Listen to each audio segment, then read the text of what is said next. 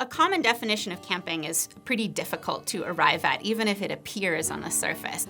Recreational is the one that sort of most easily comes to mind, but the other two are functional.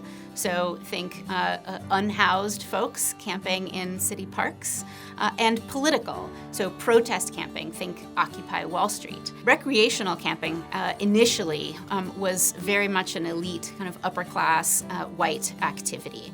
It was kind of an elite group who pursued camping in a very early era. It wasn't until, say, the 1920s, when auto camping became very popular, that camping was advertised as more of a low-cost vacation. Occupy Wall Street was just the sort of most visible in recent times to use kind of camping as a tactic of protest. It's been a kind of consistent protest tactic since the 19th century.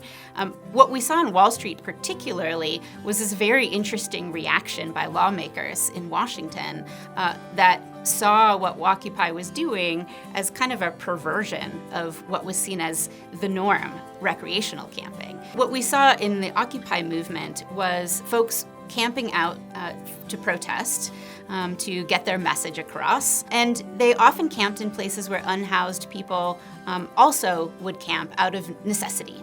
And so those groups sometimes made common cause and sometimes they came into conflict.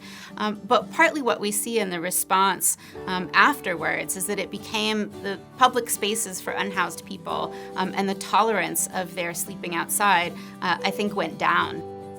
The broadest implications for this book have to do with thinking about camping as a bellwether for shifts in what we might call the nation's social contract.